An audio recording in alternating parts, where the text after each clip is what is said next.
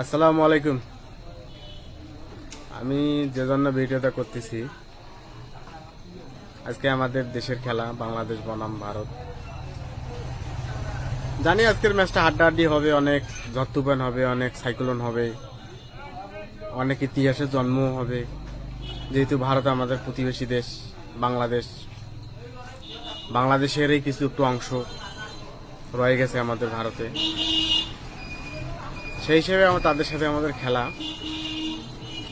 আমাদের দামাল ছেলেরা নামবে আজকে।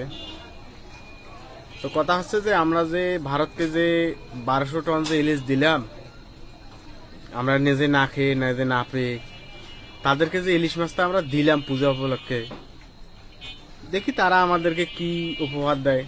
আজকে আমাদের বাস দেয়, না আমাদের ম্যাচ উইন করে দেয়, না বন্ধু হিসাবে আমাদের সাপোর্ট করে। আমরা বিশাল ব্যবধানে হারাবো এবং আমরা ফাইনালে যাব। আমরা মূল্যবান কাপটি নিয়ে আমরা ছিনিয়ে নিয়ে চলে আসবো। আমরা ভারতকে আমরা পরোয়া করি না।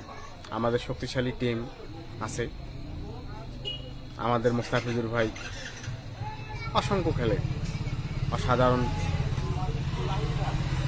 তবে আমরা কারো দয়া চাই না, আমরা ম্যাচ হাড্ডাহাড্ডি ভাবে জিততে চাই এবং ফাইনালে যেতে চাই এবং কাপ নিয়ে আমরা চলে আসতে চাই। আর মা বোনদের উদ্দেশ্যে বলতেছি, আপনারা তাড়াতাড়ি ভাত তরকারি রান্না করেন। রান্না করি একটু তসবিটা হাতে নিয়ে একটু আল্লাহ আল্লাহ নামে জপেন, যে আল্লাহ বাংলাদেশটাকে আমাদের উইন করে দেন, জিতে দেন।